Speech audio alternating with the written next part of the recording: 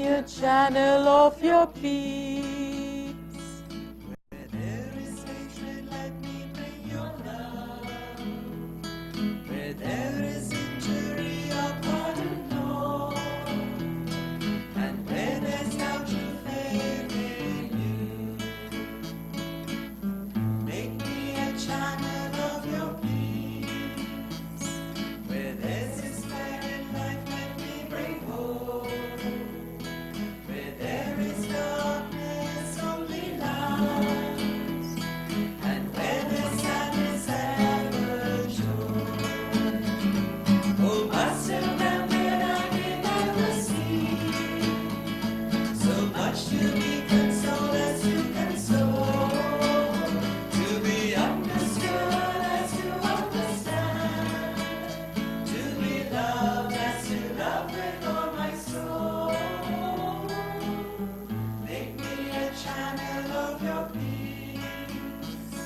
It is in pardoning that we are pardoned, in giving to all men that we receive, and in dying that we're born to eternal life. Oh, Master, grant that I may never see so much to be consoled as you console, to be understood as to understand, to be loved as to love with all my soul. Make me a channel of your peace. Where there is hatred, let me bring your love. Where there is injury, your pardon, Lord. And where there's no true faith in you.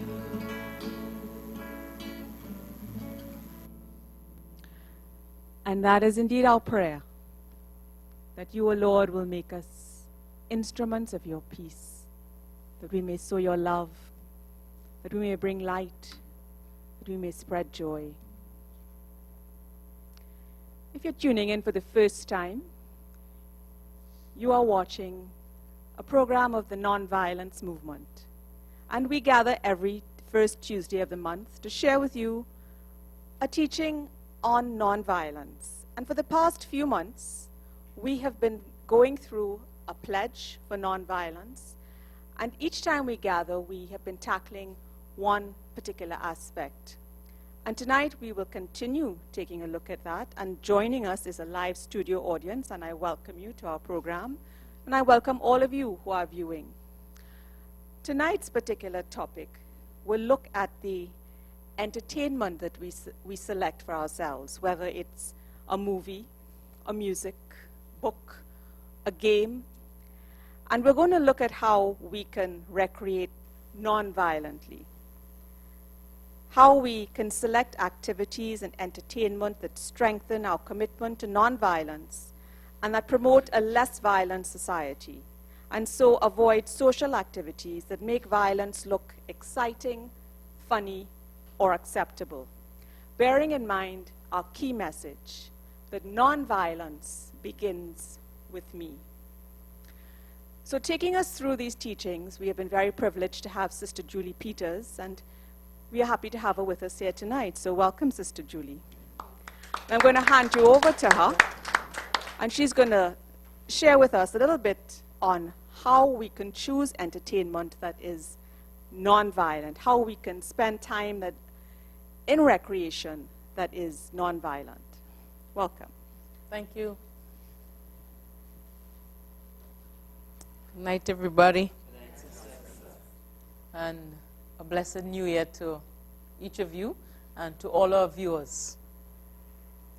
It's wonderful to start the year thinking about Carnival. Why? Because to me, carnival is a national recreation, is a national way of having fun and celebrating ourselves. So in the context of looking at recreating non-violently, carnival came to mind. But we will leave that for last, right? We'll leave that for last. And I would like to go to exactly what the pledge says. So the pledge says to recreate non-violently, to select activities and entertainment that strengthen my commitment to non-violence. And there are many things we can do to select activities that are non-violent. In tonight's talk, I would like to look at 3 areas that is problematic, that's given us some problems in terms of recreating violently. So we could look at that. One, I want to talk a little bit about the use of media and especially video games. So I'd like to talk a little bit about that. Then I want to look at pornography a little bit because for a lot of people, that's a way to recreate. It's fun to look at pornography and to see the violent impact of that type of fun on oneself and on one's relationship. And then to then look at also the things that we can do to recreate non-violently. And the value of doing some of that, particularly as family. There are games, games are just, a lot of times in the Caribbean, we say to children, stop playing, or go and play. Go and play when they're bothering us. Stop playing when we want them to do something. And to me, both ends of that spectrum really doesn't speak about our understanding of the value of play. The value of play. Play really is a child's career. That's what play is. And just think about what you do in your career. You exercise skills, you learn skills, right? You improve yourself, you grow through your career. And for children to play, if you think about it, they learn rules, they learn ethics, they learn how to navigate social space, right? Sometimes we find that difficult to do even as adults because possibly we didn't do that so well as children. I make sure this weekend a lot of housewives and husbands had a lot of difficulty with space, spatial awareness, as they had to pack away a lot of food that was left over, and you're trying to figure out containers and the place in the refrigerator, right? But the first time children would have encountered learning that sense of space would be in games. In games. Make sure a lot of times you go to some schools, or I just think of a school in Grenada, St. Andrews, where we teach common sense, and there's one Mount St. George in Tobago, where there are games on the ground, on the concrete, with like hopscotch, right, where you navigate space. So spatial awareness. And if there is no spatial awareness, we really can't learn to write properly. So we don't think about those things. So there is a lot of human development and academic development and social development that playing games are of value, apart from having us have fun and laugh and be healthy. There are those. Okay, and then the value in terms of that it plays, for family development, passing on values like storytelling. Whether that be cooperative storytelling, you start out telling a child a story, and you say, every good story starts with once upon a time. Every good story has a moral. It teaches us something. And every good story is fun. It's exciting. Every good story, right? So we started a story once upon a time.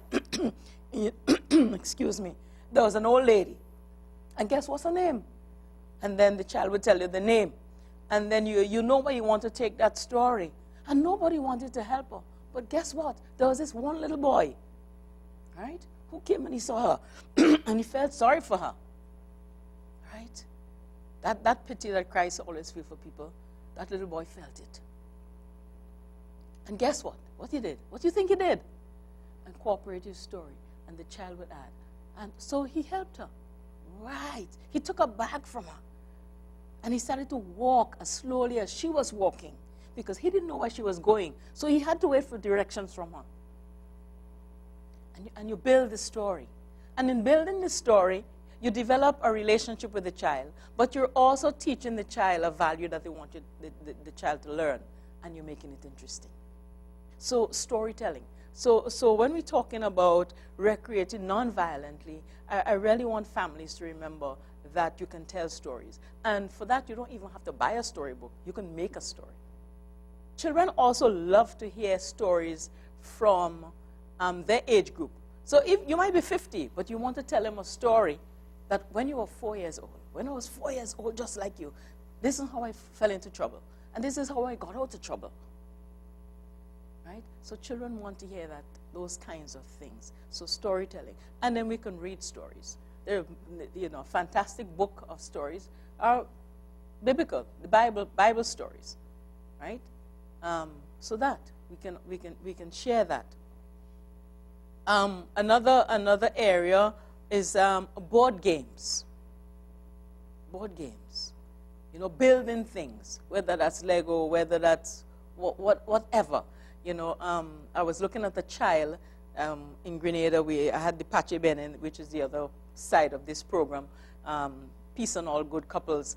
And the ministry that sort of came out of that is that the children are babysat by one of the sisters.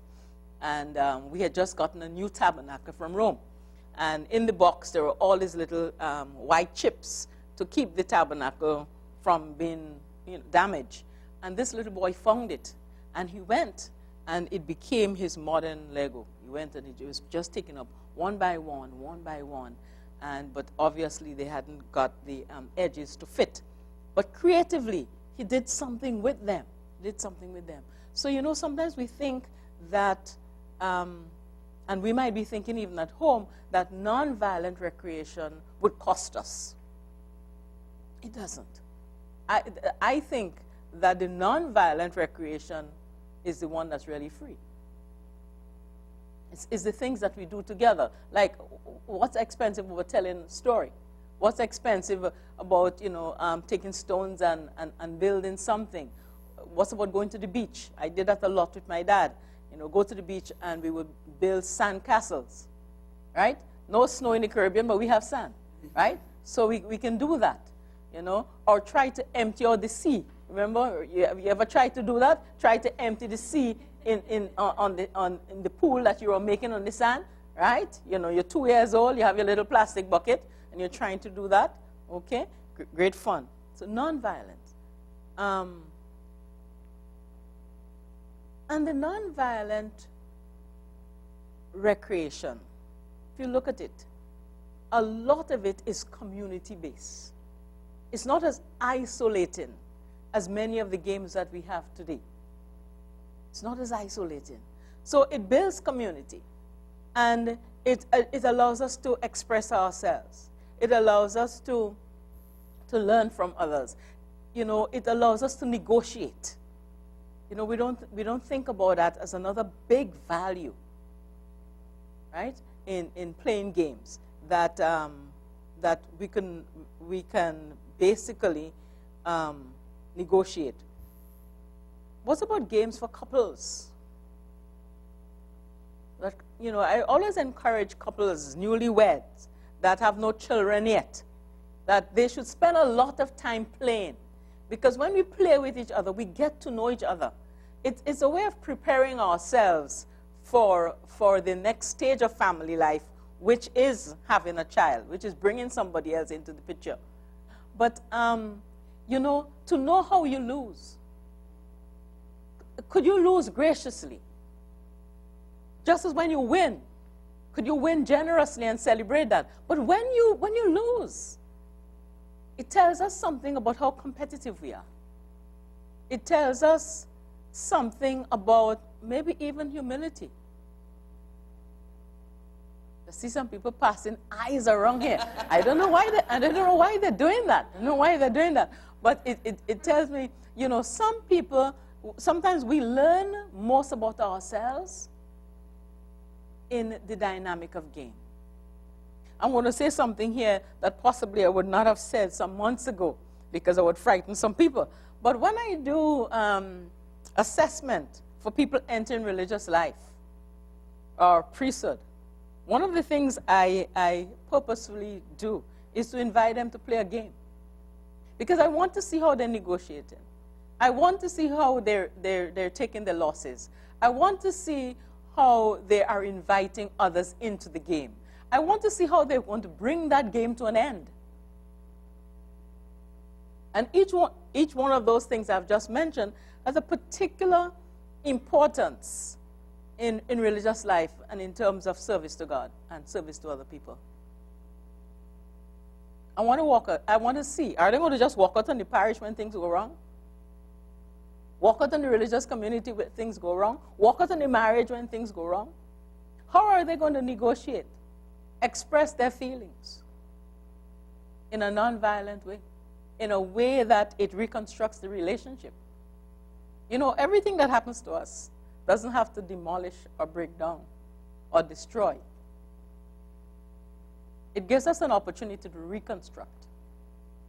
And any game that is non-violent would give us those opportunities to reconstruct relationships through the games, right?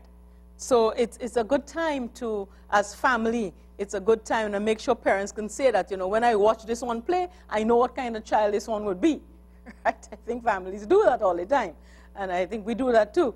You know, I certainly does. So I'm inviting you to basically, as we talk about nonviolence, beginning with me, to look at yourself, to be aware of yourself in the context of recreating. What kind of person you are when you recreate? What does it bring out in you? The best, I hope. What does it really bring out in you? Okay? And to look at yourself in relationship to the other people that you're playing that game with. You know, are you giving them a chance? Or is the desire just to beat them up? To beat them up? Have you allowed yourself any time in playing a game to lose so that somebody else could win? That's a very important question. Parents do that sometimes for children. For many reasons. They want you to succeed. They want to affirm you. They want to teach you the skill. Well, what about us adults? Husbands and wives playing games together. You know, when we play together, something else happens. We laugh together. We laugh together. When was the last time you had a hearty laugh? A laugh that celebrated yourself. And a laugh that celebrated somebody else. Right? You weren't laughing at someone. You weren't laughing at someone. We do that a lot. We laugh at people. But laughing with someone. I remember a class I had at St. Mary's College, and it was on values. And this little boy, Form 1, just really, you know, took me out of my shoes because they had to write behaviors to their values that would make them, that would incorporate that value even more in their life. And he had the value of humor down. And I thought, wow, I want to see where he's going to go with that, because the assignment was a little bit tough. So 2 behaviors that he had to choose that would make him even, that would make that value a reality in his life, and 2 behaviors he had to desist from doing, stop doing, that would make that value just as prominent in his life. And when he chose humor, I wanted to know where he was going with that. But this little boy was way ahead of his age. So he wrote, I will tell jokes, make jokes, so that people could laugh at themselves. So that was one behavior he was going to do. And he was going to stop doing the behavior by making jokes where other people laugh at persons and make them feel small. You try that. You try that. So playing a game, give us an opportunity to laugh with. Right? To laugh with. When people are making mistakes, especially if you're teaching, I can't play cards at all. Cards is a real popular game in convents. I stay away from that. I really stay away from that. I really can't play it. I don't like it. I can't play it. But I enjoy just sitting sometimes and looking at the sisters play cards. Well, a lot of the Caribbean sisters don't play cards, but I better learn the skill fast. But the other sisters play cards, especially the German sisters play a lot of cards. But just to be able to sit there and enjoy other people recreating is also to recreate yourself, right? And again, it's a way of building community. The other thing I want to speak about is part of what your pledge says, to engage in games that promote a less violent society. Engage in games that promote a less violent society. A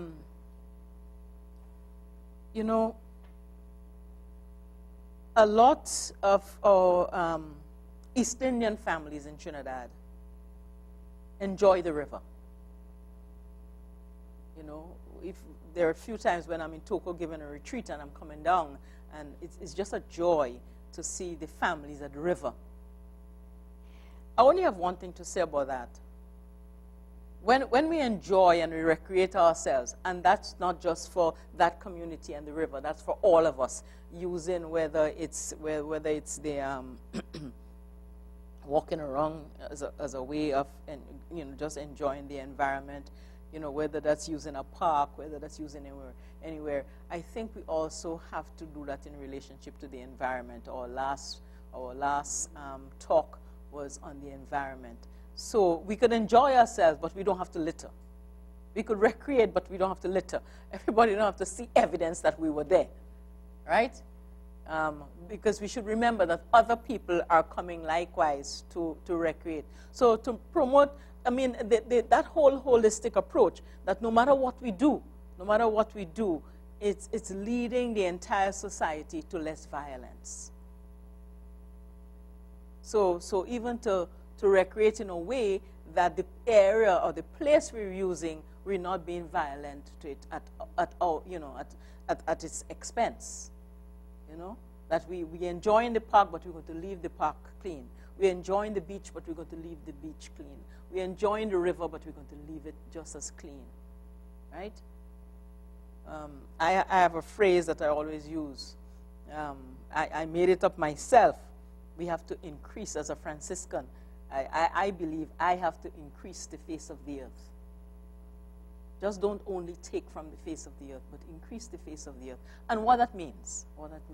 So even when I recreate, I have to have a sense of this earth, this beach, this seafront is giving me the opportunity to recreate myself, right? And to have fun.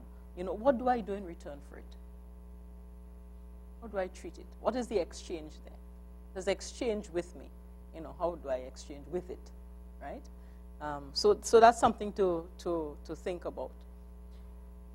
Then games that are fun and really teaches cooperation and teaches competition, but in a healthy way, in a very healthy way. And also games that allow us to not only show our creativity, but games that allow us to imagine, other things that we can do. I don't know if any of you ever played Twister. A couple of years ago, it was a very fun game. And I think it's not. I don't think people use it as much anymore. But that's a game that's really nice. And I like it for particularly young boys, because we always wondering what to do with the energy of young boys, and how we could put it to good use. And that's a game that really helps put that energy to good use, right? And I think better use than just using the fingers, you know, at the other games that we're going to talk about. All right. The next thing is making play normal for all. I think with families that have children that are challenged, and you know, siblings that are not, sometimes it's very difficult to create a game or to do something where both the children that are differently challenged could participate. And I could really appreciate that. But I would really say to families, you know, that live with that challenge, you know, what do we do? What do you do? And what can you do to create games that would incorporate both the child with the special need to their ability, of course, and the child that doesn't, you know, have that same need. And sometimes is to allow the, sometimes I think we are so overprotective of children with special needs that it's sometimes more than we really have to be. But children, if you trust children, other children, they are very sensitive to that. And I think it's the way that we handle it. So again, I would ask, you know, parents with special needs to allow the creativity of the other children, you know, to create games, and to allow the children with special needs also to help create games for them, for each other. So they could have their own little competition and stretch themselves that way likewise. Okay, board games. That's another game that we can play at all ages. You know, family as a family. You know, whether it's three generation, grandparents and parents and children, whether it's just children alone. But board games, it really brings families, you know, together. And again, that's an area where we can afford sometimes as a family to allow children to win. We can do that. But board games are always very safe, and you know, you can choose board games to teach various skills, right? So a game of Chinese checkers are very different from snakes and ladders, for instance. And Chinese checkers, we were talking about learning space and that kind of thing. It really teaches that, right? And to be very attentive. A board game like snakes and ladders teaches us to count, right?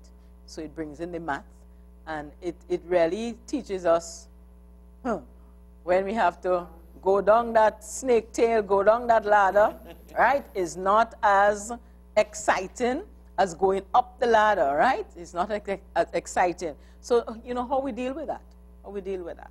So again, board games are good games to, and very non-violent games to work with. Just don't leave the bird sanctuary. You know, there's recreation that's sort of contemplative in nature. You know, so you have to be quiet so that the birds don't fly away. You have to sit, you know, in the boat quietly. So just don't leave that only for tourists. You know, let's enjoy that. There's some people that live in Trinidad and have never been to the bird sanctuary, have never taken their children to the bird sanctuary. Why, I don't even know.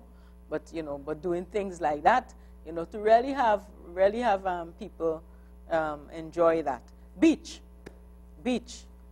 that's free, right? That's free. You don't have to pay to go to any beach here or in Tobago yet. So again, don't. And there's so many other games that you could play on the beach. You know, cricket. You know, building the sand castles. You know, doing your own lake. There's so many things you could do on the beach. Football on the beach. You know, water fights. You know, water is free, right? And that's one time mommy and daddy won't be shouting at you, right? Because you're not wetting up the house, you're not wetting up the kitchen, you're not even wetting up the yard. You're wetting up where it's wet already. So, I mean, big deal, okay? So that's another set of games that, you know, I would encourage parents to return to. You know, I think we have replaced so many of the games by buying, you know, the normal things. Hide and seek. In some cultures called peekaboo. That's another game that we've lost. And it's a game that's very developmentally coded. It's a game that actually teaches us about sexuality. A lot of people don't realize that. If you realize what hide and seek is, you hide yourself, okay? Isn't that so? And you show a little bit of your face or your hand first. But you show the parts of your body that you're comfortable with. But you never show yourself the first time, all of yourself. Now just take that into adolescence and beyond. Into self-disclosure, physical or otherwise. It's not until you're totally comfortable in hide and seek that you come right out. Not until you're totally comfortable. When you are ready to be caught. When you are ready to be caught. It's a fantastic game to begin to teach children not only boundaries, but to teach them self-discovery and self-disclosure. And to teach them that they could self-regulate. To teach them that they have the power to expose themselves, to make themselves vulnerable, so to speak, when they are comfortable. That no one has the power to violate that. That power is totally within their hands. That decision is totally theirs. So hide and seek could last as long as I want it to last. And that's a wonderful, powerful developmental game. So we have lost a lot of the games that were meant to teach us some values and to take us through life. Take us through life. So, again, children cooperate in reading their own stories. So, again, we could encourage that in families.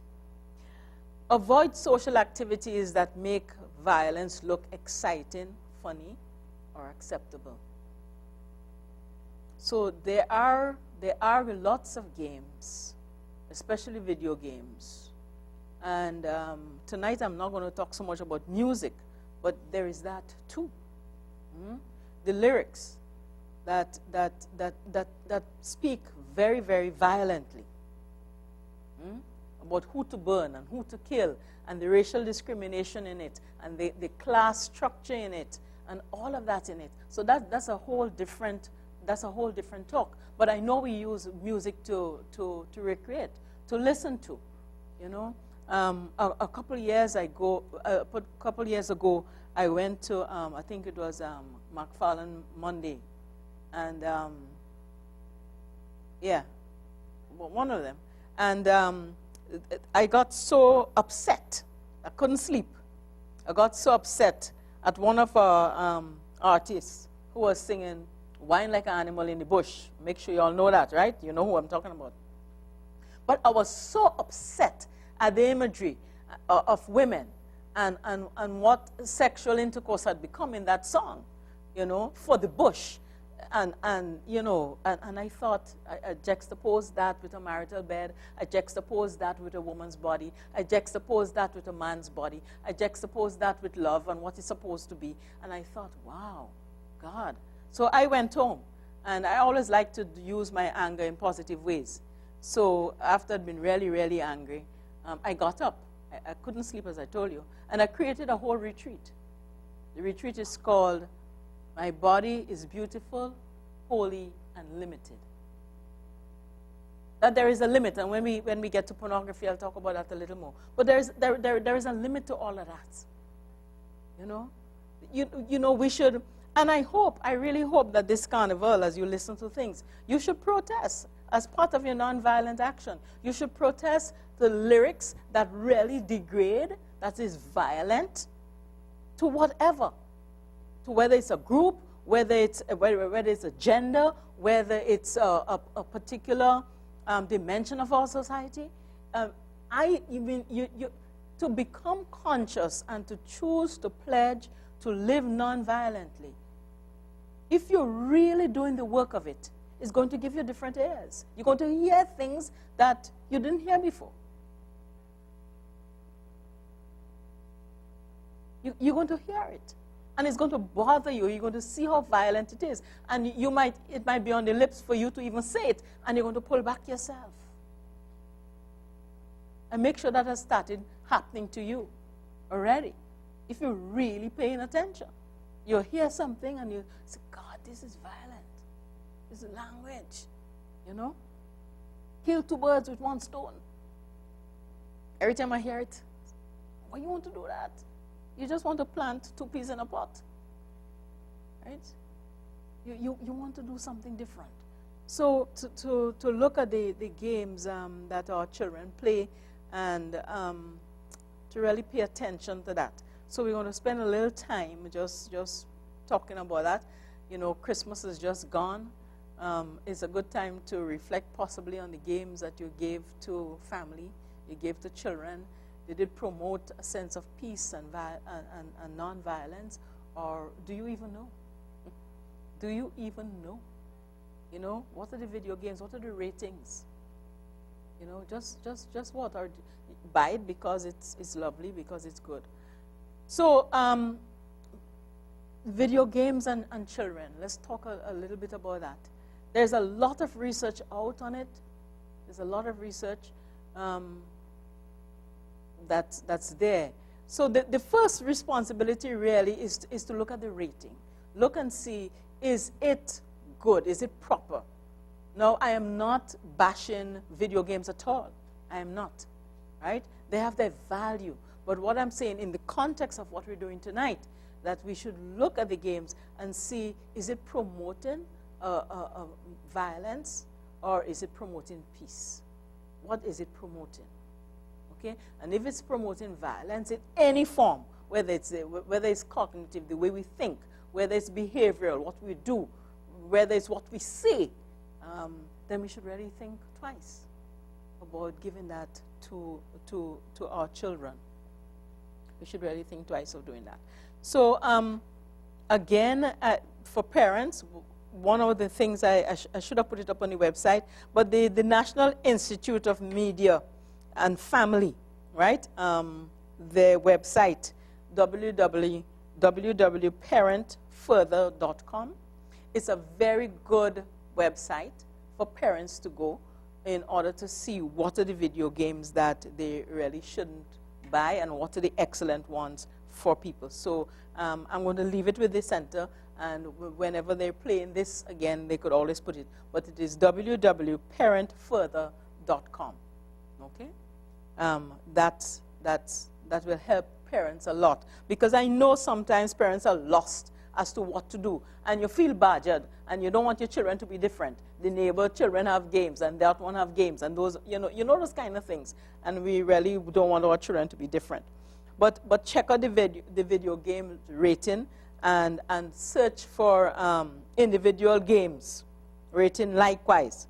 Often children will get together and play games, and but as a family, protect your children from material that is inappropriate for their age and maturity level.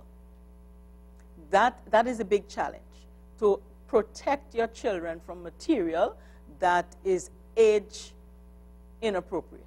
So whatever they're looking at should be age appropriate, whatever they're looking at, and it should match their at least their development.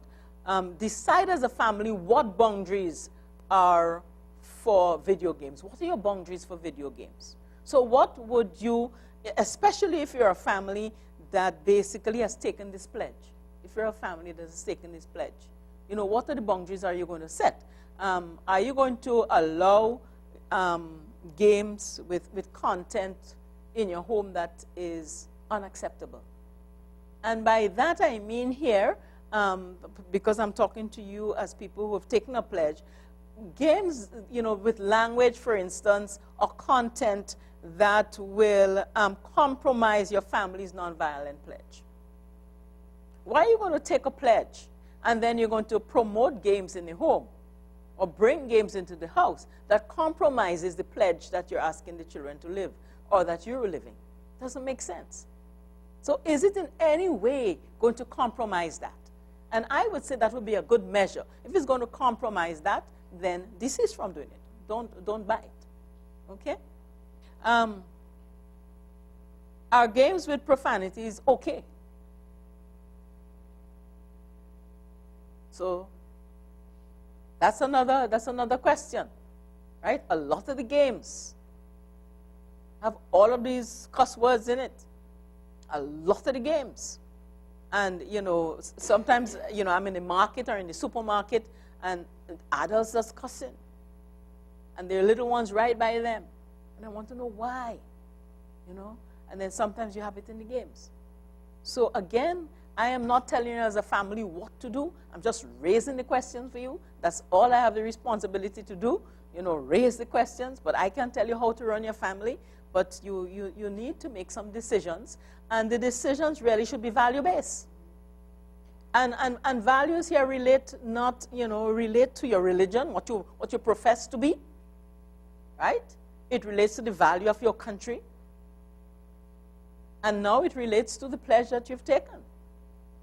So there have to be some kind of consistency, some kind of common thread that runs through all of this. Else we're spinning top in mud,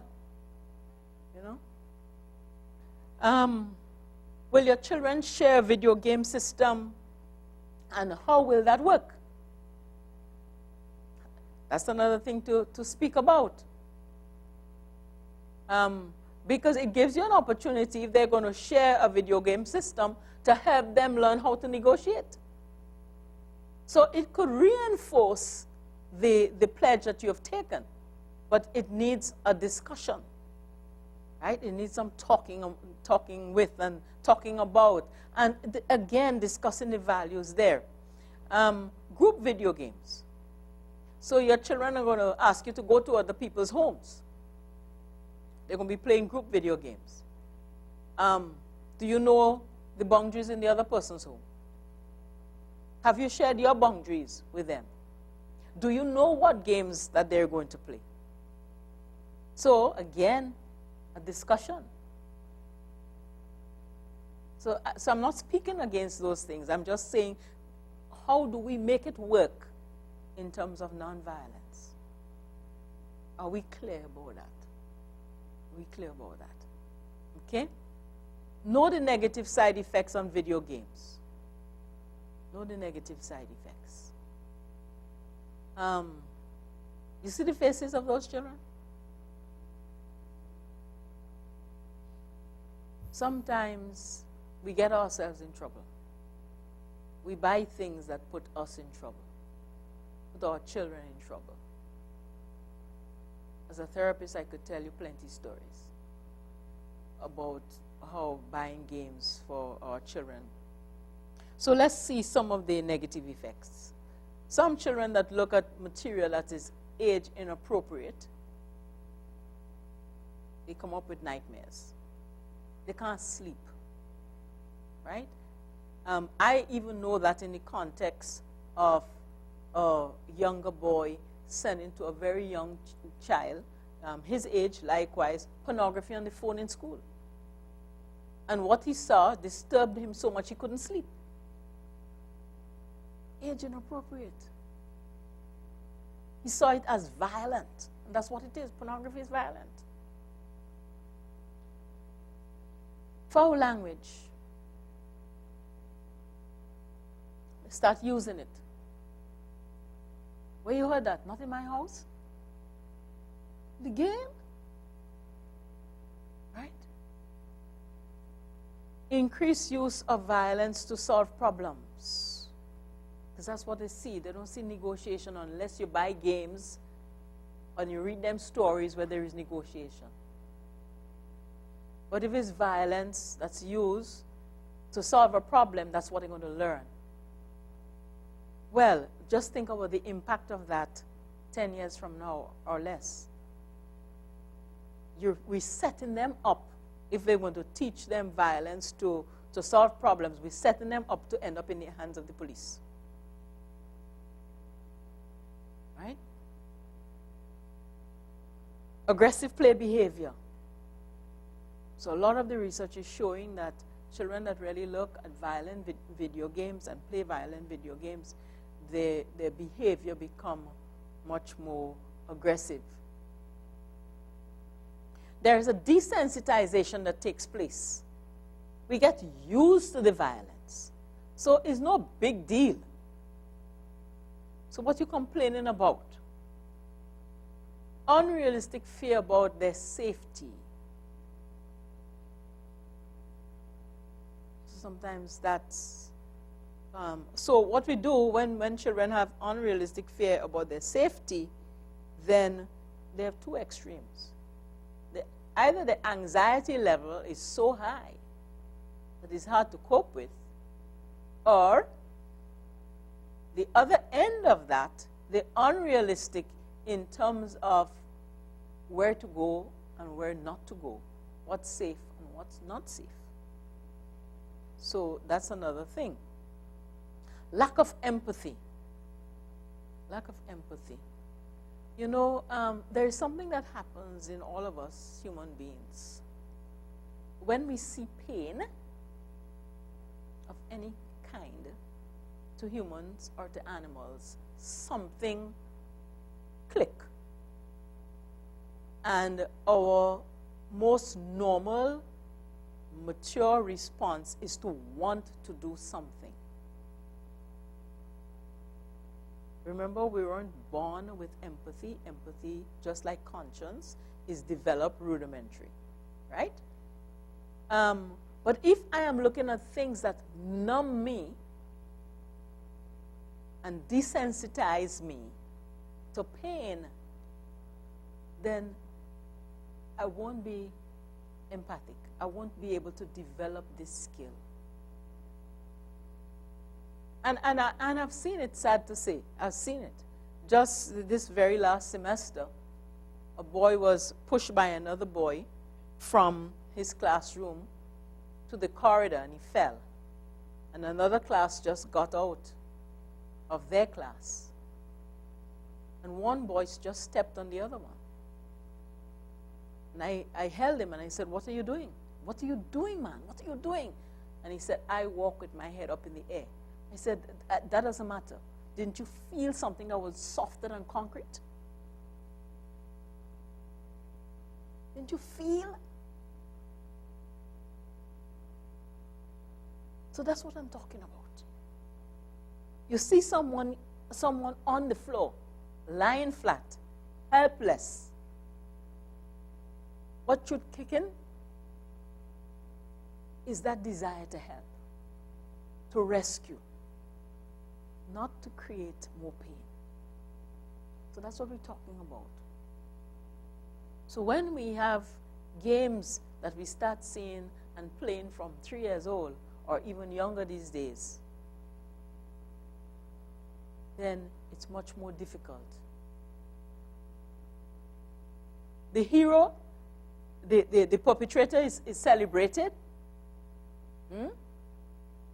and becomes a hero, and the victim is punished. And we still look at that and we still rejoice because that's how the games are structured. So again, as people take in this pledge, again we're asking that we really look at that. But this is not only now, it's just a different context. But we had some very violent nursery rhymes, that we grew up with. We grew up with some, you remember Jack and Jill? Right, they went up the hill, right? And somebody fell. Broke it, right. And Jill came after. Right, and we laugh at that. Okay? So we had some. What about Humpty Dumpty? He had a great fall, and what happened? Nobody could put him back together, right? So we had some. What's about Baba, black sheep? Remember? Have you anyone? One for the master, one for the game, and none for the little boy who cries down the lane. So this little boy is already sad, he's already crying, and there's nothing for him. And we laugh and we celebrated that. We laugh and we celebrated that. Well, you know that one? There was an old woman in a shoe.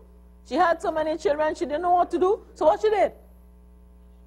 She gave them some soup without any bread, and she whipped them real right and sent them to bed. So she was poor, but she was also abusive. Huh? Poor, but also, and we laughed at that. Well, praise God, you know. There is a woman who we're going to be bringing down, the institute with the school leadership is bringing down in April, so you could put that on your calendar, Dr. Becky Bailey. And she has rewritten this one. She said that this woman gave them broth and gave them plenty bread, right? And she kissed them to bed. So there's a real effort. There's a real effort to rewrite some of these things. Well, this one, I think, is the worst. Rockabye baby on the treetop. That was a lullaby, you know. Imagine a lullaby to put you to sleep. The cradle will fall, and who will come tumbling down? Baby and all. Right? Will come. Imagine. We didn't know anything about the brain that time, you know. God forgive us. We didn't know anything about the brain. And we heard things and we interpret things. Right? Yes. So don't think, I mean, we didn't have that. Then let's go to this topic now. Sexual intercourse. You didn't expect a nun to be talking about that, right? My excuse is I'm a marriage and family therapist. I think we could genuinely say, without being derogatory and being just as respectful, that sexual intercourse is a non-violent recreation act. It's a celebration of love, a celebration of yourself. I have to say, I guess it's a fun thing. I know you're all going to laugh. I give you permission to laugh. I give you the permission to laugh. All right. But when you think about a good, and I'm not saying that I really don't want you to take it in this context at all. I'm not calling sexual intercourse a game. I'm really calling it a celebration of yourself, a celebration of somebody you love, right? And because it's a passionate thing. Which game you play that you're not passionate about? Which fun you have that you want to play with somebody that you don't want to be with. So I mean, you have they have the context there for from non-violent celebration of each other, right? Sexual intercourse that is violent could never be fun. Sexual intercourse that is caring, that is tender, that celebrates who the person is and who you are in that relationship, must be recreating. Right? So, but when you think about what destroys that, in a lot of marriages today, in a lot of contexts today, is the use of pornography. Why? Because pornography objectifies. That's what it does. It objectifies. It diminishes the relation, the relation commitment. It diminishes that. That's what it does. It diminishes that. All kinds of sexual dysfunction happens as a result of it. So erectile dysfunction, ejaculation dysfunction, orgasmic dysfunction. So you have a whole set of stuff that you didn't bargain for that's happening.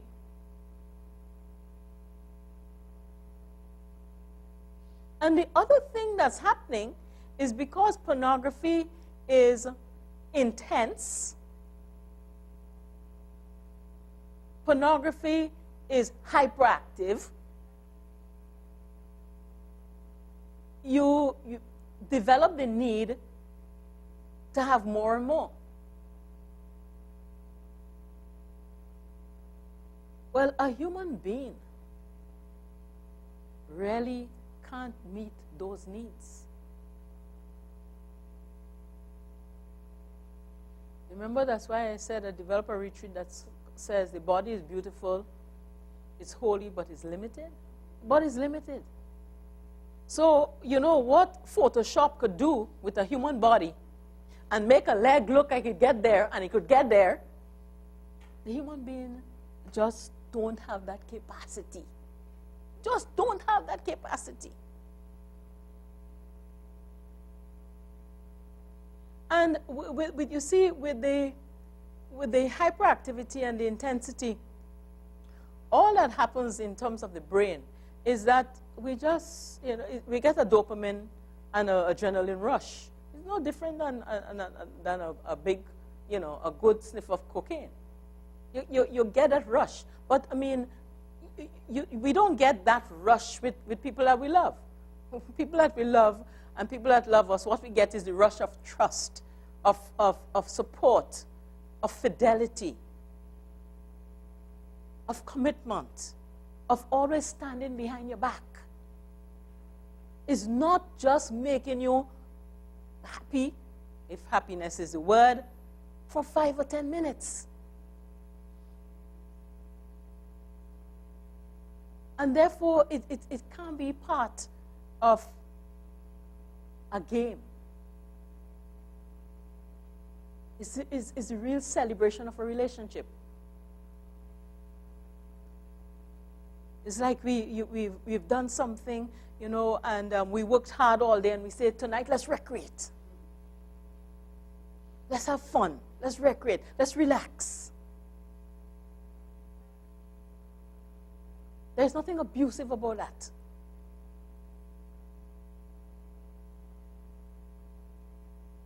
So that is something for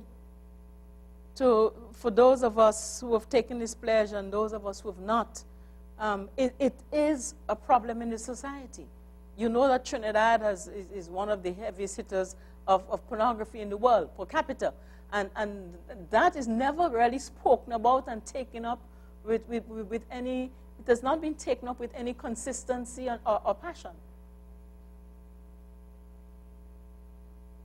You know? So I think it's something for us to look at.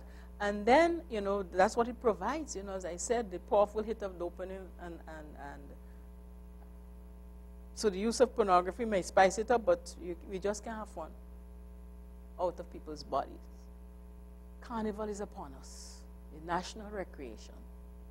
It is up to us, I would say, to recreate nonviolently, to use it as an opportunity to celebrate who we are as a people, to play ourselves, that's really the meaning of carnival, and to do it in a way that honors us, honors the music, honor the creativity, celebrate who we are as a people. Yes, I think that's an excellent place to leave our discussion here this evening. Thank you very much, Sister Julie. Thank you very much. I'm sure you gave us a lot of food for thought. Some of those nursery rhymes that we all happily sang, we have now discovered, were quite violent. Very. We just want to thank you again for sharing with us. We know that you alluded in your presentation to some other ministry that will take you elsewhere, and we pray God's blessings upon you. He grant you every grace that you need, and we, with the grace of God, will continue this journey that we've started to nonviolence. And we thank you for joining us. I want to thank my live studio audience, and we end, as we always do, with our theme song. Join us. Be peace on earth, and let it begin with me.